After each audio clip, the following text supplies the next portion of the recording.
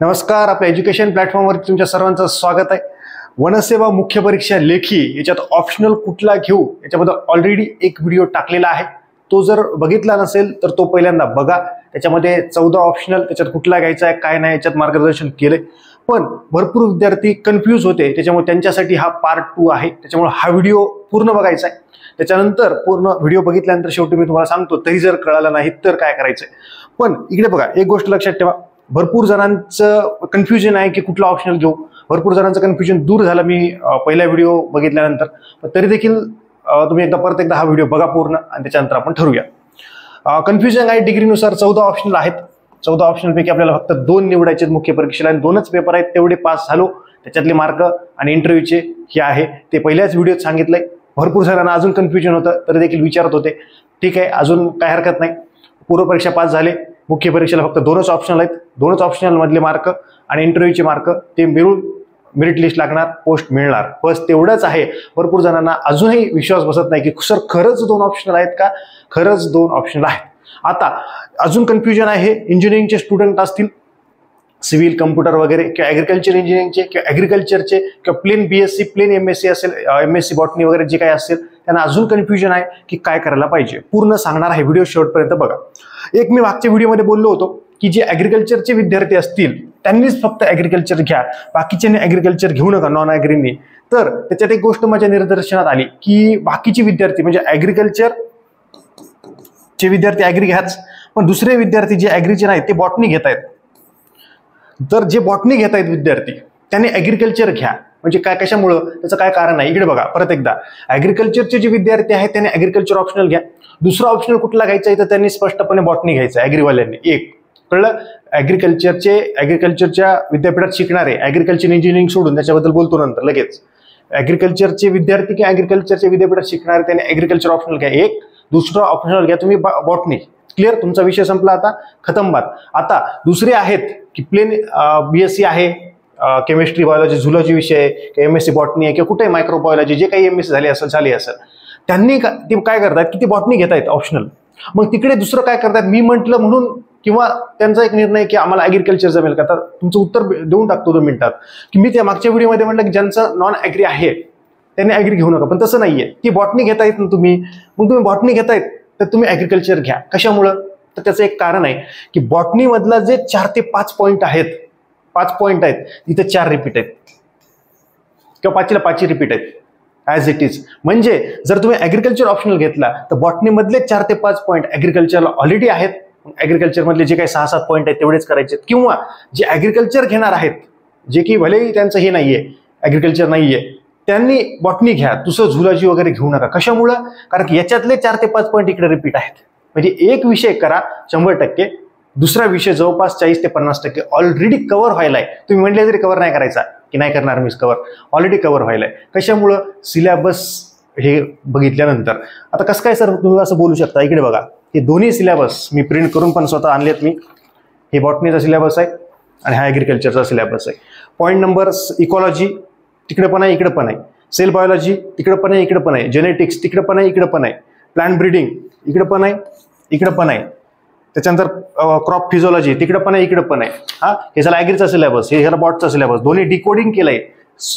याच्या PDF आपल्या Telegram चॅनलला उपलब्ध आहेत. खाली डिस्क्रिप्शन मध्ये लिंक आहे. जर त्याची लिंक कॉपी करायची, मित्राला पाठवायची आणि त्याच्यावरती क्लिक करायचं. टेलिग्रामला त्याला मेसेज पाठवायचा कुणाला पण, त्याच्यावरती लिंक कॉपी पेस्ट करायची, त्याला क्लिक करायचं, तुम्ही जॉईन होऊ शकता. बऱ्याच जणांना कळत नाही सर कसं काय जॉईन करावं टेलिग्राम चॅनल, तर त्यांच्यासाठी सांगतोय. बघा, हे बॉटनीचा सिलेबस आहे. कोड 10-79 बॉटनीचा कोड. ॲग्रीचा कोड किती आहे रे, आहे जो काय आहे तो, जाऊ द्या, आहे पुढे. याच्यात बघा, बॉटनीच्या सिलेबसमध्ये सेल बायोलॉजी, त्याच्यानंतर इकॉलॉजी, फिजिओलॉजी, जेनेटिक्स आणि प्लांट ब्रीडिंग 5 आहेत पॉईंट. बघा, रिपिटेटिव्ह कंटेंट आहे. काय म्हणतोय मी, दोन्ही टॉपिकमध्ये, दोन्ही सब्जेक्टमध्ये रिपिटेटिव्ह कंटेंट आहे. ओके चलो, क्लिअर. ही एक महत्वाची गोष्ट आहे. कळलं का तुम्हाला. म्हणजे जे ॲग्रिकल्चरचे विद्यार्थी आहेत त्यांनी ॲग्रिकल्चर ऑप्शनल घ्याच 100%. जे बॉटनीचे विद्यार्थी आहेत त्यांनी ॲग्रिकल्चर घ्या, किंवा बॉटनी जर तुम्ही घेता येत ना मग ॲग्रिकल्चर घ्या. मग तुम्ही म्हणाल की आम्ही झुलॉजी घेऊ, जिओलॉजी घेऊ, हरकत नाही. तुम्ही याचा सिलेबस बघा, त्याच्याबद्दल मेंटॉर आहेत का उपलब्ध. याची जी ॲग्रिकल्चरची आहे याची आपली बॅच सुरू झालेली आहे. पूर्ण पूर्वपरीक्षेपर्यंत तुमचं ॲग्रिकल्चर रीडिंग होईल, पूर्ण नोट्स तुम्हाला उपलब्ध होतील, 4-5 वेळा रीडिंग होईल, तुम्ही तयार असाल. जे 4 ते 5 पॉईंट आहेत ते पण तुमचे त्याच्यातून कव्हर होतील. मग राहिले किती 5 पॉईंट. पूर्वपरीक्षा पास झाल्यानंतर तुम्ही हे सुरू करा आणि याचं ॲग्रिकल्चर रिवाईज करा. खतम बात. औषधालाही शिल्लक राहणार नाही ते. आणि मी कधी बोलतोय, मी ॲग्रिकल्चर जवळपास 60 ते 70% नोट्स काढल्यात, त्याच्यानंतर बोलतोय मी. 8-10 दिवस मी त्याच्यावरती तो व्हिडिओ टाकल्यानंतर काहीच कुठला व्हिडिओ टाकला नाही युट्यूबला. पूर्णपणे नोट्स मेकिंग सुरू होती. त्याच्यावर नंतरच मी बोलतोय. पूर्ण सिलेबस डिकोड केलाय, पूर्ण एक शोधलंय आणि पूर्ण ॲग्रिकल्चर जेव्हा 100% होईल, त्याचे सगळे प्रश्न बनवून होतील, त्याचं एक्सप्लेनेशन बनवून होईल, काही व्हिडिओज त्याचे अपलोड होतील, त्याच्यानंतर बॉटनी पण घेईल मी, असं काही नाही. पण सध्या ॲग्रिकल्चरवरती फोकस आहे, हे स्पष्टपणे सांगतोय. तर आता हे क्लिअर झालं की ॲग्रिकल्चरचे विद्यार्थी असतील की ॲग्रिकल्चरच्या विद्यापीठात जे काही शिकणारे असतील ते ॲग्रिकल्चर इंजिनिअरिंग सोडून त्यांनी ॲग्रिकल्चर आणि बॉटनी घ्या. जे बॉटनी घेणार आहेत, सर मला बॉटनी आवडतंय, त्यांनी ॲग्रिकल्चरच घ्या. दोन्हीचा सिलेबस बघा. सिलेबसची कॉपी आपल्या टेलिग्राम चॅनल आहे. टेलिग्राम चॅनलला सर लिंक सापडत नसेल किंवा कसं जॉईन करायचं तर मला व्हॉट्सअपला मेसेज करा की सर टेलिग्राम चॅनलची लिंक पाठवा, तुम्हाला मी लिंक पाठवतो. किंवा मला टेलिग्रामला मेसेज करा की लिंक सापडत नाही, मी टेलिग्रामला हे करतो. परत एकदा सांगतो, भरपूर जणांना टेलिग्राम चॅनलला जॉईनच करता येत नाही. आपल्या डिस्क्रिप्शनमध्ये त्याची लिंक कॉपी करायची, तुमच्या कुठल्याही मित्राला मैत्रिणीला पाठवायची, टेलिग्रामला पाठवायची, त्याच्यावरती क्लिक करायचं, टेलिग्राम चॅनल ओपन होतं, त्याच्यात जॉईन होता येतं. ही स्पष्ट बात आहे. क्लिअर. तर हे ॲग्रिकल्चरचे विद्यार्थी आणि ॲग्रिकल्चरच्या अलाइड असलेले विद्यापीठात शिकणारे, त्याच्या अंडर शिकणाऱ्या सर्व विद्यार्थ्यांचा ऑप्शनलची बात खतम झालेली आहे. आता परत एकदा प्रश्न आहे की ॲग्रिकल्चर इंजिनिअरिंग वाल्यांनी काय करायचं आहे. तर ॲग्रिकल्चर इंजिनिअरिंग वाल्यांनी त्यांनी बघायचं पहिल्यांदा की मला ॲग्रिकल्चर इंजिनिअरिंग जमतंय का.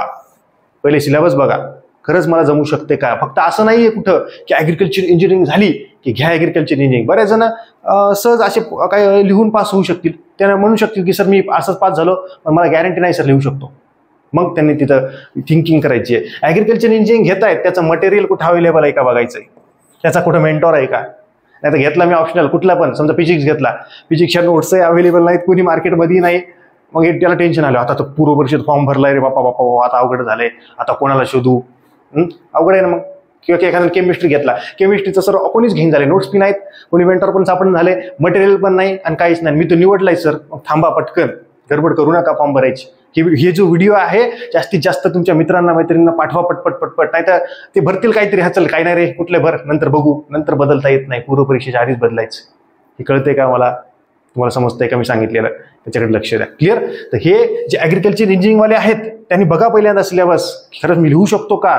असं नका की माझं ॲग्रिकल्चर इंजिनिअरिंग झालंय किंवा मी माझं केमिस्ट्रीमध्ये MSc झालंय, मग अवे लिहिता पण आलं पाहिजे ना. हे प्रामाणिकपणे तळमळीने मी सांगतोय.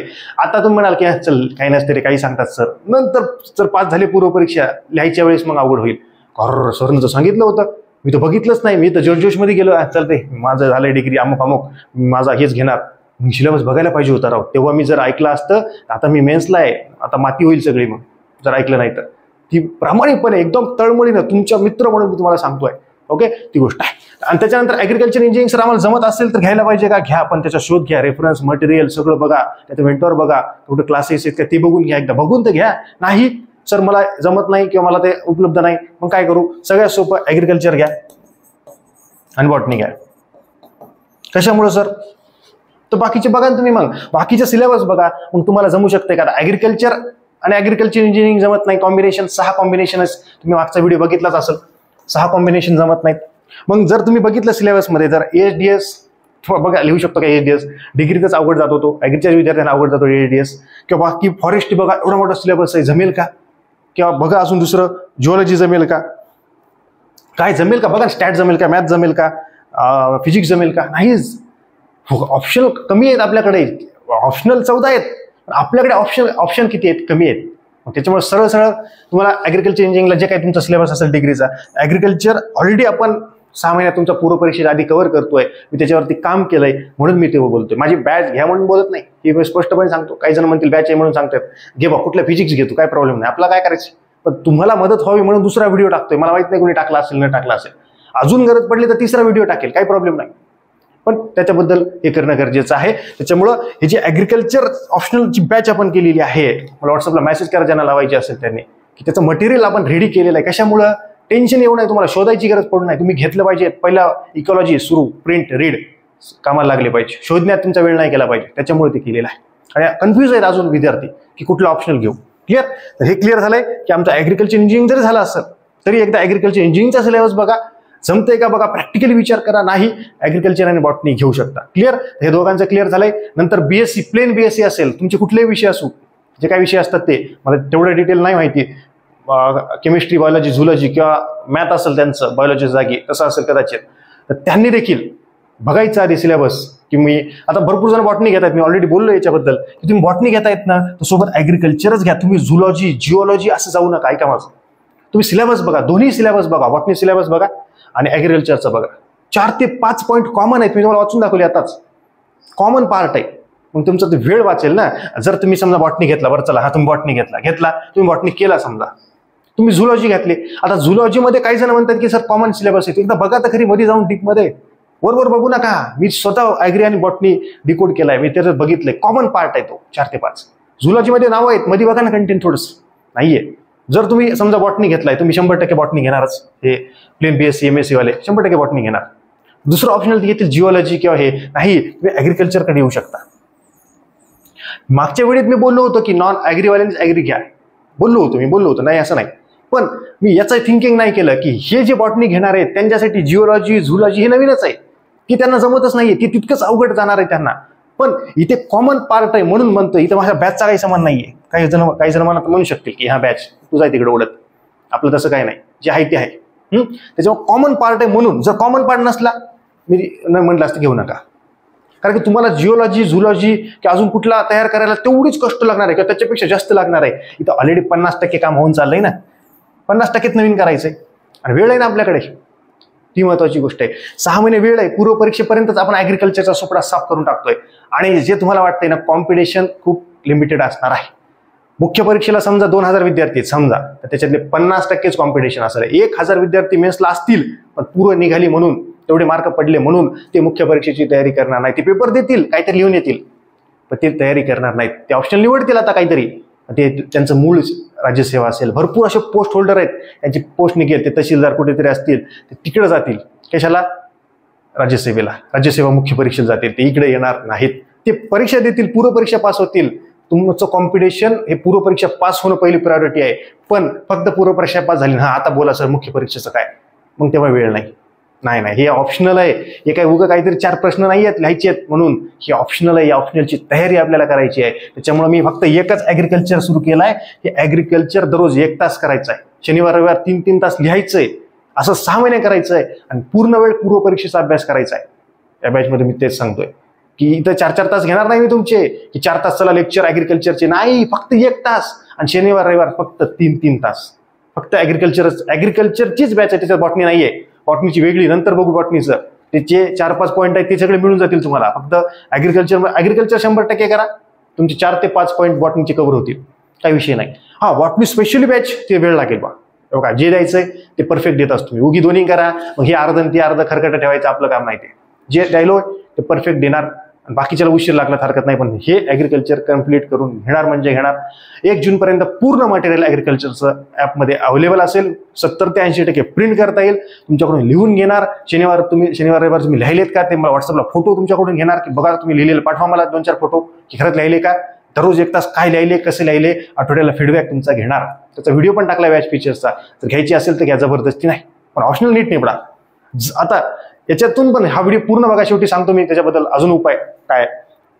एमएससी कशात झाली असेल बघा. आता ज्यांना ऍग्री आणि बॉटनी नाही घ्यायचं, की आम्हाला नाही घ्यायचं, आम्ही वेगळंच घेणार, मग तुम्ही अजून दुसरं घ्या. पण त्याच्याबद्दल काय प्रायोरिटी असेल त्याच्याबद्दल बघून घ्या एकदा. काय बघायचंय सर, त्याच्याबद्दल काही रेफरन्स मटेरियल किंवा नोट्स उपलब्ध आहेत का बघा. त्याच्याबद्दल काही क्लास आहेत का बघा. क्लास नाही लावायचे, कुठं मेंटॉरशिप आहे का बघा. ओके, तो सिलेबस आहे त्याच्याबद्दल मला आवड आहे का बघा. त्याच्याबद्दल काही मी लिहू शकतो का, रायटिंग. आता इथं थोडंसं फास्टमध्ये लिहितोय, हे बघा ना, सिलेबस पूर्ण बघा, कम्पॅरिझन करा त्याचं. ओके, कम्पॅरिझन करा, कोणाला तरी विचारा. नाही तर उगाच होता डिग्रीला म्हणून घेतला, टिक करतो, त्याला काय चाललंय. सिलेबस काढा, प्रिंट करा. प्रिंट नाही काढली बघा ऑनलाईन. किती वेळ बघायचा आहे, फक्त बघितला 5 मिनिटं सिलेबस. अबे असं असतंय काय, 30 मिनिटं तरी सिलेबस बघावं लागतंय. 30 मिनिटं तरी. आता माझं जर बघाल, समजा मी ऑप्शनल घ्यायलो, कसं काय प्रोसेस आहे. पहिलं ऍग्रिकल्चर आहे, माझं ऍग्रिकल्चर आहे, मी ऍग्रिकल्चर घेणार. दुसरं मी बॉटनी घेणार, फिक्स आहे. पण माझं इंजिनिअरिंग झालंय, मी ऍग्रिकल्चर बघणार. ऍग्रिकल्चर काहीतरी माझ्याकडे ऑप्शनल आहे का. हो सर, ऍग्रिकल्चर ऑप्शनल आहे. मी घेऊ शकतो, माझं ॲग्रिकल्चर बॅकग्राऊंड आहे, सायन्स आहे, मी घेऊ शकतो. ॲग्रिकल्चर इंजिनिअरिंग कुठलं तरी इंजिनिअरिंग झालाय तो घेऊ शकतो का? तर काही प्रमाणात त्याचा सिलेबस असू शकतो, तो बघू शकतो की चल हा घेऊ शकतो. समजा ASDS घेऊ शकेल का? तो नाही घेऊ शकत. म्हणजे ऑप्शनल काय ॲग्रिकल्चर घेऊ शकतो तो इंजिनिअरिंग मला कुठला पण, किंवा ॲग्रिकल्चर इंजिनिअरिंग घेऊ शकतो. ऑप्शनल किती आहेत बघा तुमच्याकडे? 2 ऑप्शनल झाले आहेत. तिसरा बॉटनी घेऊ शकतो का? हो सर बॉटनी घेऊ शकतो. 12वीला वगैरे सायन्स होतं, जमू शकतो. त्याच्यानंतर केमिकल इंजिनिअरिंग घेऊ शकतो का? 2च इंजिनिअरिंगचे घ्यायचे आहेत. मग ॲग्रिकल्चर इंजिनिअरिंग घेतलं तर केमिकल इंजिनिअरिंग जमणार नाही, मग केमिकल इंजिनिअरिंग तो घेऊ शकत नाही. केमिस्ट्री घेऊ शकेल का? तर केमिस्ट्री जमत नाही, कुठेतरी 12वी झालं तर केमिस्ट्री सोपं नसतंय.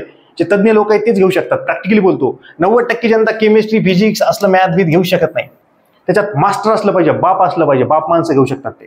मग तुम्ही बाप माणूस असाल की हा सर केमिस्ट्रीचं काही पण विचारा, आत्ता सांगतो, मग घेऊ शकता. कारण की विषय तसे किचकट आहेत, त्याचे शिक्षकच भेटतील का नाही माहित नाही मला. त्याच्यानंतर आहे सिव्हिल इंजिनिअरिंग. आता एक इंजिनिअरिंग घेतलं समजा ॲग्रिकल्चर इंजिनिअरिंग, दुसरा इंजिनिअरिंग घेता येत नाही, किंवा तुम्ही सिव्हिलची असाल तर तुम्ही सिव्हिल इंजिनिअरिंग घ्याल, मग तुमचा ॲग्रिकल्चर इंजिनिअरिंग संपला, विषय संपला. मग तुमच्याकडे परत 2 राहिलेत. अजून जर बघितलं तुम्ही फॉरेस्ट्री घेऊ शकता का? हो, पण ॲग्रिकल्चर फॉरेस्ट्री घेता येत नाही, ती पण एक महत्वाची गोष्ट आहे. त्याच्यानंतर तुमच्याकडे ऑप्शनल मग ॲग्रिकल्चर कटेल, मग फॉरेस्ट्री घ्याल अशा पद्धतीनं. मग फॉरेस्टचा सिलेबस बघा, अवघड आहे. त्याच्या नोट्स बघा, मेंटॉर उपलब्ध आहे का, हे सगळं बघा. आवड आहे का, लिहू शकतो का, सिलेबस बघा किती छोटा आहे का मोठा आहे ते बघा. त्याच्यानंतर जिओलॉजी घ्याल, जिओलॉजीचा सिलेबस बघा त्या पद्धतीनं, त्याचे बघा, हे सगळ्या गोष्टी बघा, त्याच्याबद्दल जमताल का. मग तुमचा एक फिक्स नाहीये, मग तुम्ही बघू शकता. त्याच्यानंतर मॅथमॅटिक्स असेल. आता मॅथमॅटिक्स मला शाळेत 10वीला 150 होते, मला लई मॅथ जमतंय सर. माझं 12वीला मग 100पैकी 100 होते सर, मला 98 होते. असलं म्हणून घेत नसतात. मॅथ जे स्टॅट जे घ्यायलेत त्यांनी सिलेबस बघून घ्या एकदा. फक्त सिलेबस बघितला, लय भारी वाटला, थांब नाही, UPSCचा एक पेपर बघ मॅथचा, किंवा 2-3 बघ. कुठे भेटतील? युट्यूबला टाकून दे, नेटला टाक, एखादी PDF होती येते, अर्धा तास बघ पेपर, बघ अर्धा तास, सिलेबस बघ अर्धा तास, मग विचार कर.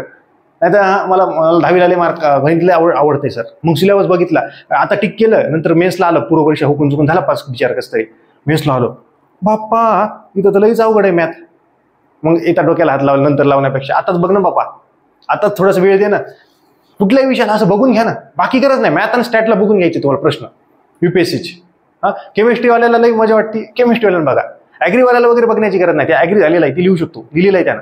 पण आपण जे लिहिलेलंच नाहीये ते बघू शकता. ती महत्वाची गोष्ट आहे. ॲग्री वगैरे काही नाही, त्याच्यात सिंपल आहेत, ते काही नाही. पण मॅथ आणि स्टॅटला बघावं लागेल तुम्हाला, कारण की आपलं मॅथ आणि तिथलं जमीन आसमानचा फरक आहे. तिथं मॅथमधला डिग्रीवाला पाहिजे, MSc मॅथ व्हायला टेन्शन येऊ शकेल कदाचित, मला माहित नाही, मी नाही बघितलं ते. पण ते बघणं गरजेचं आहे. मॅथ आणि स्टॅटला UPSCचे प्रश्न पण बघणं गरजेचं आहे. फक्त सिलेबसवर काम होत नाही, बाकी होऊ शकेल कदाचित. ती महत्वाची गोष्ट आहे. फिजिक्स केमिस्ट्री असेल, जमू शकते का बघा.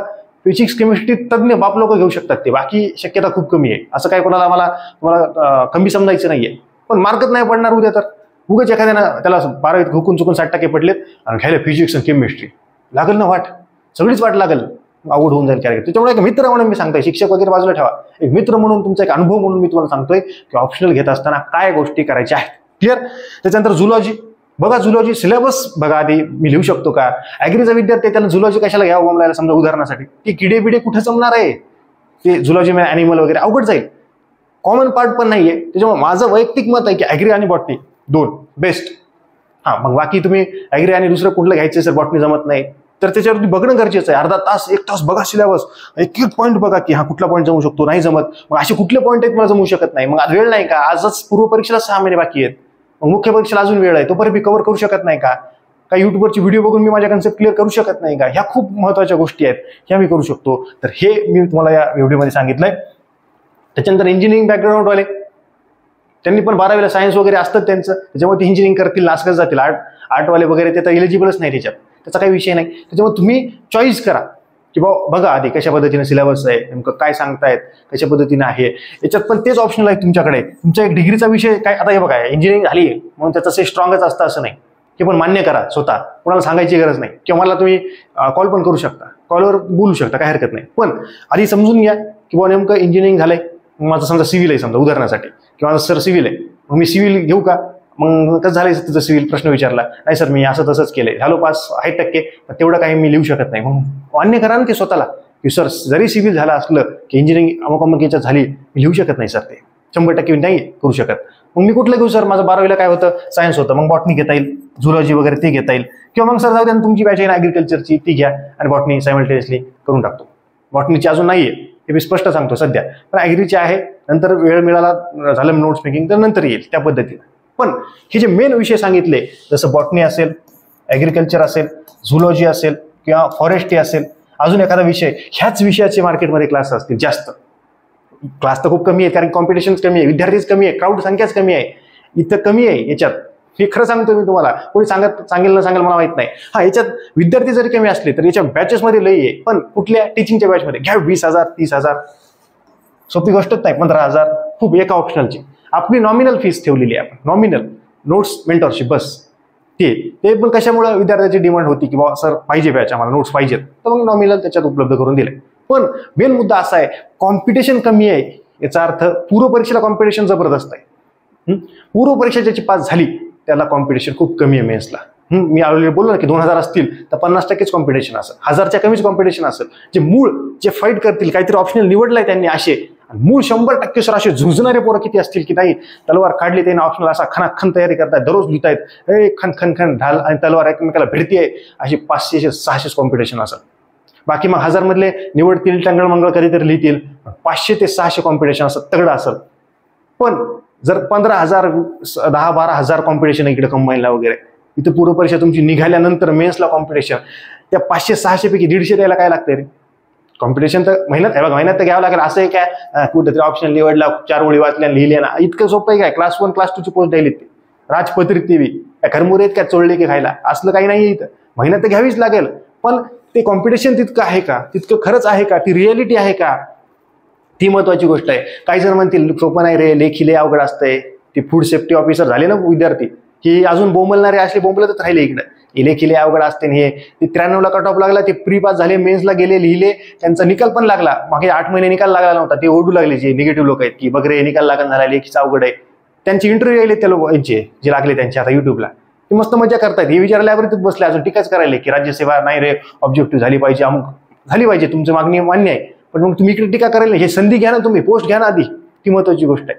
फक्त टीका करण्यात काय मजा आहे? काय नसते रे, 144 जागा आहे. ती लागले ना 203 का काहीतरी जागा होत्या फूड सेफ्टी ऑफिसरच्या, ती विद्यार्थी 203 लोकांचं भलं झालं ना. तर आताच्या कंडिशनला 144 लोकांचं भलं होणार आहे का नाही? होणार आहे ना. कुणी ना कोणीतरी घेणारच आहेत, काही ना काहीतरी लिहिणार आहेत, त्याच्यातले टॉपर 144 काढणारच आहेत. त्याच्यामुळे त्याचा विषयच नाही की बाबा हे लय अवघड आहे, हे नाही आहे ना. आता एकदा जाहिरात आली ना, वापस होऊ शकते का आजच्या परिस्थितीला 2025ला? नाही. मग लढायचं. दोरखंड तुटलेत ना कोंढाण्यावरती, आता शत्रूला कापायचं, नाही तर मग इथून गडवून उडी मारून त्या खाली मरून जायचं. नाही, मग पळणारी आपली अवलाद नाही. शत्रूला कापून काढू, माघारी फिरू आणि तुटून पडू त्या शत्रूवरती. एक तर कटून मरू, नाही तर मग इथून असं उडी मारून मरू. उडी मारून मरणारी आपली अवलाद नाही, आपली अवलाद लढणारी आहे. हे एक मोटिवेशन घेणं गरजेचं आहे. की लेखी आहे ना, आहे माझ्या एकट्यासाठी आहे का, सगळ्यांसाठीच आहे. करू जे होईल ते. आधी पूर्व परीक्षा टार्गेट आहे. मुख्य परीक्षेचा एक ऑप्शनला घेतोय ॲग्री, तो दररोज 1 तास करायचा आहे, फक्त 1 तास. आपले मोबाईल 3-3 तास बघतो आपण सगळेच, 4-4 तास मोबाईल आहे. 1 तास बघू शकत नाहीत. शनिवार रविवार 3-3 तास लिहू शकत नाहीत का? शनिवारी मस्त 2-3 साऊथचे पिक्चर बघतो आपण, काय 2 दिवस मस्त आराम असते, 4-5 तास. 3-3 तास लिहायचंय नॉनस्टॉप. फक्त त्याचाही व्हिडिओ टाकणार युट्यूबला की कशा पद्धतीने लिहायचंय. असं नाही की कधी लिहिलं, टायमिंग मध्येच लिहायचंय. ज्या दिवशी तुमचा पेपर असेल त्याचा व्हिडिओ टाकणार आहे की तुमचा ऑप्शन कधी असेल, तुमचा पेपर कधी असेल, जी मे 2025 मध्ये एक्झाम आहे त्याचा टाइम टेबल आलेला आहे, त्यानुसार तुम्ही लिहायचंय. म्हणजे 3 ते 6 लिहायचंय, दुसऱ्या दिवशी 9 ते 12. ते कुणाला लिहायचंय, कुणाचा 1 दिवस गॅप आहे, मध्ये सुट्टी आहे काय काय ऑप्शनलला, त्या पद्धतीनं देखील मी बोलणार आहे. तर हे क्लिअर आहे की हे सगळं याच्यातून तुमचं जवळपास क्लिअर झालं असेल. इंजिनिअरिंगवाल्यांनी पण ॲग्रिकल्चर आणि बॉटनीचा विचार करा. नाही, प्रत्येकाचा सिलेबस बघा. परत एकदा मागच्या व्हिडिओमध्ये पण सांगितलंय, भरपूर जणांचे डाऊट क्लिअर झाले. अर्धा तास सिलेबस बघा, तरच तुमच्या त्या गोष्टी क्लिअर होतील. सिलेबस बघितल्याशिवाय त्याचा काहीही फायदा होणार नाही. क्लिअर? ह्या 2 गोष्टी तुमच्या क्लिअर झालेल्या आहेत. त्याच्यानंतर आता हे दोन्ही व्हिडिओ म्हणजे पार्ट 1, ज्याला पार्ट 1 नाव नाही दिलं, पण ऑप्शनल कुठला घेऊ, सिलेबस काय, संपूर्ण माहिती त्याच्यात मला वाटतं 40 मिनिटाचा काहीतरी व्हिडिओ आहे, तो पूर्ण बघून घ्या. त्याच्यानंतर हा पार्ट 2 तुम्ही सध्या बघितलाय, याच्यात सगळं बघा. हे पूर्ण बघितल्यानंतर सिलेबस बघून घ्या. उगाच हे 2 व्हिडिओ बघितले, सिलेबस बघितला नाही असं नका करू. आणि ते झाल्यानंतर मला तुम्ही 94 21 44 24 36 या व्हॉट्सअप क्रमांकावरती मेसेज करा की सर मला ऑप्शनल वगैरे वगैरे हे झालंय. त्याच्यात तुमचं पूर्ण नाव पाठवा, तुमचं पूर्ण नाव, तुमच्या पदवीचं नाव, तुम्ही कधी पास झालात त्याचं वर्ष पाठवा. ओके, तुमचा जिल्हा पाठवा आणि खाली मेसेज करा की सर ऑप्शनल कुठला घेऊ, तुमचा प्रश्न पाठवा. नंतर तुम्हाला जर बोलायचं असेल कॉलवरती तर कॉलिंग टाईम म्हणून परत त्याच्यासोबतच हे करा. तुम्ही मला कॉलिंग टाईम, मी तुम्हाला कॉलिंग टाईम सांगतो, त्या कॉलिंग टाईमवरती मी तुम्हाला बोलेल. डायरेक्ट रॅन्डमली कॉल करू नका, रिसिव्ह केला जाणार नाही, कारण की आता लेक्चर सुरू आहेत, पुन्हा कोणाला बोलू. आता थोडासा अर्धा तास दिला होता, त्याच्यातले 4-5 जणांचाच कॉल रिसिव्ह करण्यात आला, बोललो त्यांच्याशी, होऊन गेला ते वेळ, इतका वेळ पटपट पटपट. कारण कॉलवरती बोलायचं म्हणजे डिटेल सांगावं लागतं. मग अजून 4-5 जणांचे आजच पेंडिंग आहे, त्यांनाच आता कॉल करायचा, कॉल बॅक करायचा आहे. त्याच्यामुळे व्हॉट्सअपला मेसेज करा, कॉल टाईम घ्या. त्या कॉल टाईममध्ये उचलला नाही तर मी कॉल बॅक करतो, नाही तर परत दुसऱ्या दिवशी परत एकदा कॉल करा. इतका काही मी असं काही तुम्हाला भाव खात नाही. तिकडे मुलं असतील समजा की मुलींना 2दा-3दा कॉल करतात, मेसेज करतात, हाय जेवलीस का, मग ती 2 तासांनी रिप्लाय देते, तिचा नाही राग येत. सरांनी एखाद्या दिवस रिप्लाय नाही दिला, एखाद्या दिवस कॉल करणं नाही झाला, कॉल बॅक, लगेच राग, मास्तर लय भाव खायले. अबे भाव खात नाही, टाईम नाही म्हणून आहे. 2दा-3दा कॉल करणं काय हरकत आहे? काय आपल्या धुऱ्याला धुरा आहे का भाऊकी आहे का आपली उगच की नाही याला कोण कॉल करायला रे, असं आहे का? काही काहीच नाहीये. एखाद्या वेळेस नाही रिसिव्ह केला बिझी असल्यामुळं, हरकत नाही ना, परत एकदा कॉल करू शकता. नाही तर व्हॉट्सअपला मेसेज करा, परत दुसऱ्या दिवशी मी जे टाइम दिला त्याच्यावरती कॉल करा. कॉल बॅक तर करतो, 2दा-3दा कॉल केल्यानंतर आज नाही उचलला उद्या करा एकदा, कॉल बॅक तर करतो 100%, काही विषय नाही. व्हॉट्सअपला तर रिप्लाय 100%च असतो, वेळ लागतो ना. एवढे कॉल आल्यानंतर तुम्हाला समजा एखाद्या वेळेस 25 कॉल आले तर विचार करा ना, मग तुम्ही कोणाकोणाला लावाल, लावल्यानंतर त्याच्यातले 2-4 कॉल राहतील ना कॉल बॅक करणं. 100 मेसेज आले व्हॉट्सअपला, कोणाकोणाला रिप्लाय देऊ, काय काय रिप्लाय द्यायचं ते आहे ना, काही मेंटॅलिटी, थोडं थिंकिंग करत चला. असं काही नाही की अरे असं भाव वगैरे खातोय, त्या पद्धतीने नाही. क्लिअर? तर तुम्ही हे सगळे डिटेल पाठवा आणि सांगितल्यानंतर पण जे काही तुम्ही ऑप्शनला पाहता तुमच्या डिग्रीचं नाव सांगा की सर माझं नाव हे, माझं नाव अमुक अमुक, माझी डिग्री हे झालेली आहे. आणि नंतर मग सांगा की ऑप्शनल मी आता असं नाही झालं पाहिजे की सर 14 ऑप्शनल आहे, मी कोणता घेऊ. तुम्हाला कन्फ्युजन असलं पाहिजे की सर मी 1, 2, 3, 4 असे 4-5 आहेत, 2-3 आहेत, त्याच्याबद्दल मी काय घेऊ का डिसिजन. नाही सर माझं अमुक अमुक झालंय, मग सांगा कुठला ऑप्शन घेऊ. मग मी म्हणतो हॅलो सांगतो डिग्री कुठली झाली आहे, मग ते बोलणार. असं नका करू, टाइम वाचवा की सर मी 4 ऑप्शनल काढलेत, मला कन्फ्युज सांगा, मग मी हे 2 काढून टाक, ह्या 2चा सिलेबस बघ, याचा विषय संपव, आणि मग 2 दिवसानं वाटलं तर परत एकदा कॉल कर, किंवा मग या 2 पैकी फायनल करून टाक. असं डिसिजन घ्यायला सोपं झालं पाहिजे. तुम्ही बघितलं पाहिजे सिलेबस की मी सर या 4 टॉपिक सिलेबस बघितला विषयांचा, मला या 4 पैकी कन्फ्युजन आहे, कुठला घेऊ, मग मी डिसिजन देऊन टाकतो तुम्हाला. पण कधी जेव्हा माझा पहिला पार्ट 2 आणि पार्ट हे जो 2 आहे पहिला, ते दोन्ही बघितल्यानंतर, नाही तर दोन्ही बघितलं नाही आणि मग मी त्याला सांगितलं की हे या सरला कॉल कर, सगळं पोथी पुराण मला सांगावं लागेल पहिल्यापासून, रामायण महाभारत सगळं. त्याच्यामुळे दुसरा व्हिडिओ टाकण्याचं कारणच ते होतं की आता 4-5 जणांना कॉल केला, त्यांचा उचलला, त्यांचं हेच होतं, मला ते रिपीट तेच बोलावं लागत होतं, त्याच्यामुळे माझाही वेळ जात होता. त्याच्यामुळे मी दुसरा व्हिडिओ टाकतो. अजून हे दोन्ही असल्यानंतर अजून काही तुमचे कन्फ्युजन असतील, 3रा व्हिडिओ टाकतो, 4था टाकतो, आपलं काही जात नाही, तुमची मदत होणं अपेक्षित आहे. ओके, ती एक महत्वाची गोष्ट आहे. त्याच्यानंतर जर सांगायचं झालं तर हे ऑलरेडी आता परत एकदा 2च मिनिटात व्हिडिओ सांगतो. ओके, एकदा क्लिअर दिसतंय का बघतो, काही गोष्टी सांगायच्या आहेत. ओके, क्लिअर, चलो फक्त एकच मिनिट. ओके, चला क्लिअर दिसतंय. हां, चला इकडे बघा, महाराष्ट्र वनसेवा मुख्य परीक्षा, पूर्व परीक्षा एकच आहे, GSचा पेपर आहे आणि CSAT क्वालिफाईंग आहे, हे प्रत्येकाला माहित आहे. पण तरी देखील अजून कन्फ्यूज आहेत विद्यार्थी. मुख्य परीक्षेला फक्त 2 ऑप्शनल आहेत. मी परत एकदा सांगतोय, परत एकदा याच्याबद्दल कन्फ्युजन आहे विद्यार्थ्यांना की सर GSचे 1, 2, 3, 4 मराठी इंग्रजी हे नाही, फक्त 2 ऑप्शनल, 3-3 तास 6 तास लिहायचं, बस इंटरव्ह्यू द्यायचा आणि पोस्ट घेऊन जायचं घरी, त्या पद्धतीने आहे. हे ऑप्शनल 1, ऑप्शनल 2. याच्याबद्दल पार्ट 1 जो आहे त्याच्यात पूर्ण डिटेल बोललोय, त्याच्यामुळे याच्यात बोलत नाही, पण तरी देखील सांगणं गरजेचं होतं. त्याच्यात जर बघाल तर हे 6 कॉम्बिनेशन, म्हणजे 14 ऑप्शनल जे आहेत त्याच्यात हे 6 कॉम्बिनेशन जमत नाहीत. कुठे गेलं ते ह्या खाली हवा, हे 14 ऑप्शनल आहेत, ते बघून घ्या. मी वाटलं बाजूला सरकतो, युट्यूबला व्हिडिओ आहे, स्क्रीनशॉट निघतो बघा. ही जी PDF आहे ही आपल्या टेलिग्राम चॅनलला भेटेल. एक महत्वाची गोष्ट आहे. क्लिअर?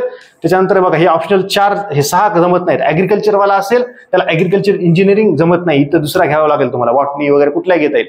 हा, अजून एक कन्फ्युजन होतं काय की सर माझी डिग्री समजा BSc ऍग्री आहे, किंवा BSc ऍग्री नको, आपण सिव्हिल इंजिनिअरिंग घेऊ समजा, उदाहरणासाठी सिव्हिल इंजिनिअरिंग. सर माझं सिव्हिल इंजिनिअरिंग झालंय, मग मी सिव्हिल इंजिनिअरिंग घेतला पाहिजे का? तसं काही नाही. तू फिजिक्स घे, केमिस्ट्री घे, तू ऍग्री घे, बॉटनी घे, तू ऍग्री घे, झुलॉजी घे, तू झुलॉजी घे, जिओलॉजी घे, काही पण घे.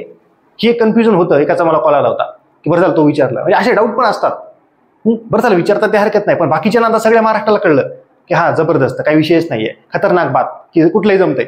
असं काही फिक्स नाही की माझं हे झालं म्हणून हेच घेतलं पाहिजे, तसं काही दिलेलंच नाही त्यांनी. कुठलंही घेता येईल, काही बंधन नाहीये, कुछ भी नाही, जमतंय. ते एक प्रश्न होता.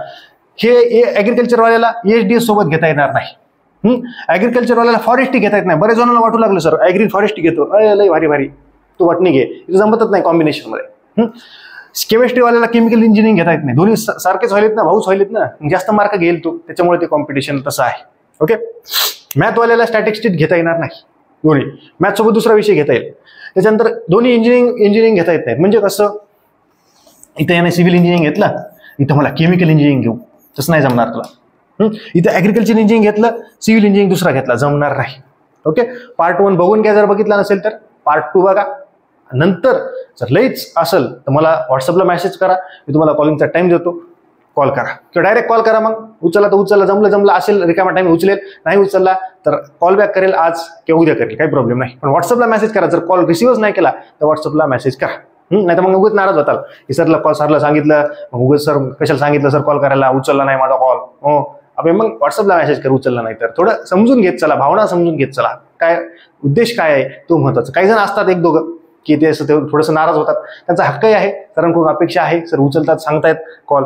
काही जण असतात 100 जणांचे असेल तर 1-2 जण होऊ शकतात नाराज, पण होऊ नका नाराज त्यांनी, पण 100ला 100 जण खुश झाले पाहिजे, काही प्रॉब्लेम नाही. तेवढे प्रयत्न आपण करूयात, होईल त्याच्यात सक्सेस होऊयात. ओके. तर हे परफेक्ट पद्धतीने सांगायचं होतं मला. ओके. हे शेवटी 14 ऑप्शनल बघून घ्या, याच्यात एलिमिनेशन मेथड वापरा.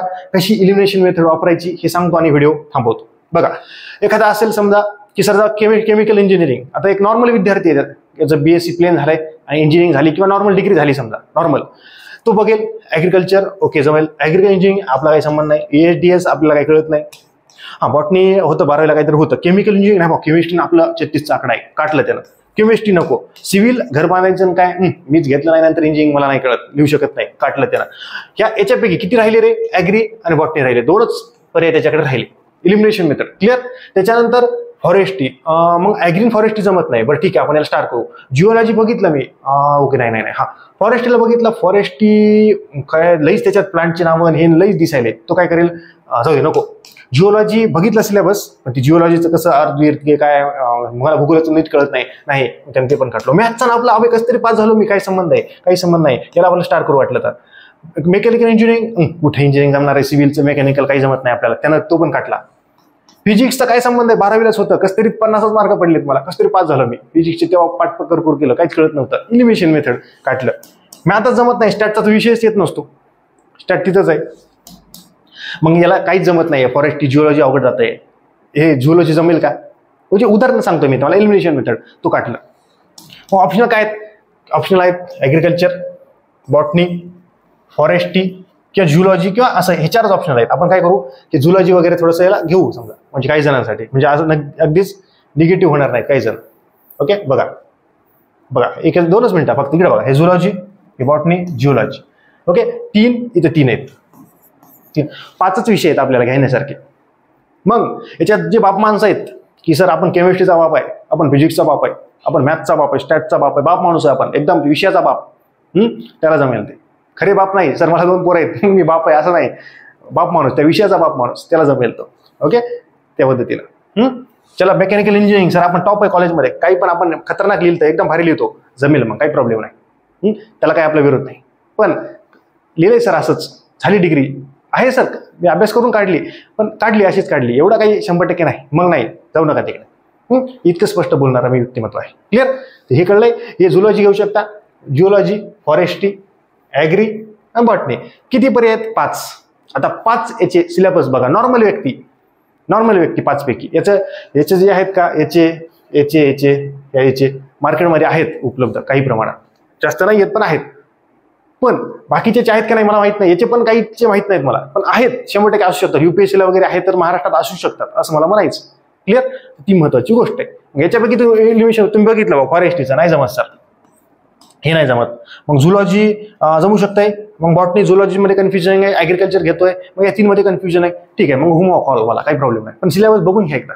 मग माझा पूर्ण व्हिडिओ बघितला असेल तर भरपूर जणांना प्रश्न मिटून गेला, सर कळलंय मला काय घ्यायचं ऑप्शनल, ॲग्री बॉटनी घेऊन टाकतो, काही विषय नाही. झुलॉजीमध्ये तुम्ही बाप माणूस असाल मग घ्या, ॲग्री झुलॉजी घ्या किंवा बॉटनी झुलॉजी घ्या, काही प्रॉब्लेम नाही. जिथं तुम्ही कसं आहात व्यक्तिमत्व, ॲग्री झालंय त्यांना ॲग्रिकल्चर तर 100% घ्यायचंय, पण जे बॉटनी घेणार आहेत त्यांनी देखील ॲग्रिकल्चर घ्यायचे. कशामुळे, कॉमन सिलेबस. आपल्याला काय करायचंय, शेवटी मार्क वाढायचे, इंटरव्ह्यू द्यायचा, पोस्ट घेऊन जायचंय, काय विचारणार आहे का ते, असं काहीच नाही. असं विचारणार आहे इंटरव्ह्यूला की तुमचं ॲग्री नाही, मग तुम्ही ॲग्री कसं काय घेतलं, की तुम्ही इंजिनिअरिंग व्यक्ती, मग कसं काय. स्कोरिंग सब्जेक्ट आहे सर, आवड आहे, स्पष्ट बोलणं विषय, त्याला काय जबरदस्ती व्यक्तिमत्व आहे, खरं बोललं, हे संपला विषय. नोट्स अवेलेबल होता, मेंटरशिप होती, प्रॅक्टिकली बोलणं गरजेचं आहे. नाही सर मला माझं सिव्हिल झालंय पण ऍग्रिकल्चर बद्दल मला सर खूपच आवड होती लहानपणापासून आणि मग फॉरेस्ट्री झाल्यावरती मला ऍग्रिकल्चरमध्ये काहीतरी करून दाखवायचं होतं. असलं फेकॉलॉजी नसतात उत्तर देत. हे फेकॉलॉजी झाली, निव्वळ पाठांतर, उत्तर पाठांतर असलं नाही. रियालिटीमध्ये की सर स्कोरिंग सब्जेक्ट आहे, बॅच उपलब्ध होती, नोट्स उपलब्ध होत्या, मला वाटलं याच्यात मला जास्त मार्क पडू शकतात, लिहू शकतो मी याच्याबद्दल, शेतकरी बॅकग्राऊंड आहे, प्रॅक्टिकली उत्तर, काय गरज आहे का पाठ करायची, काहीच नाही. रात्री झोपेतून उठवलं तर तेच उत्तर देणार. असे त्या पद्धतीनं खरं बोलणं गरजेचं असतं. ते इंटरव्ह्यूला पण म्हणतंय, हसते का हे जबरदस्त मस्त खरं बोलल्याकडे. तेव्हा हसलं म्हणजे आपण हसलो तेव्हा हसलो, विषय संपला, जमलं काम, चांगल्या विषय पद्धतीनं. ती गोष्ट गरजेची आहे. नाही तर मग उगाच फेकलंय, ते म्हणाले का असं काय चांगलं करणार आहेस का तू, मग असं काय ना बडे बडे बाता. ते नाही का मग इंटरव्ह्यू मध्ये विचारतात की काय करणार आहेस तू अधिकारी झाल्यावर. सर मला समाजसेवेचं लई म्हणजे आवड होती. ते म्हणतात समाजसुधारकच व्हायचं, इकडे अधिकारी व्हायला कशाला आला. मग आले टेन्शन. असं बी बोलतात काय, मग एकदम घाम फुटला. तेच जर म्हटलं असलं की मला काही प्रमाणात कामं करायची, काही प्रमाणे गव्हर्नमेंट जॉब आहे, सरकारी नोकरीला जेव्हा समाजात किंमत आहे, की अजून जे काही उत्तर द्यायचं असेल ते एकदम एक्स्ट्रीम लेवलला फेकायचं नाही. तेव्हा एकदम खतरनाक बसलेले असतात तिथं पॅनल. ते एक उदाहरण होतं. तर अजून काही कन्फ्युजन असेल तर ते तुम्ही मला व्हॉट्सअपला मेसेज करा, कॉलिंग टाईम घ्या, कॉलिंग टाईमवरती आपण निवांत बोलू. अजून काही प्रश्न असतील व्हॉट्सअपला मेसेज करा तुमचे प्रश्न. एखाद्या स्पष्ट 2 सेकंदात 2 शब्दात पण उत्तर मिळू शकतं. ओके, अजून काही प्रश्न असतील व्हॉट्सअपला मेसेज करा किंवा आपल्या या युट्यूबच्या कमेंट सेक्शनमध्ये कमेंट करा. पण जबरदस्त व्हिडिओ हा झालेला आहे, पहिलाही झालेला आहे. जास्तीत जास्त जणांपर्यंत शेअर करा, तुमच्या मित्रांना मैत्रिणींना पाठवा, चॅनलला सबस्क्राईब करा आणि निदान 4 जणांपर्यंत तरी शेअर करा. ओके, भेटत अशा जबरदस्त लेक्चर्स पुढच्या लेक्चरमध्ये. तोपर्यंत धन्यवाद.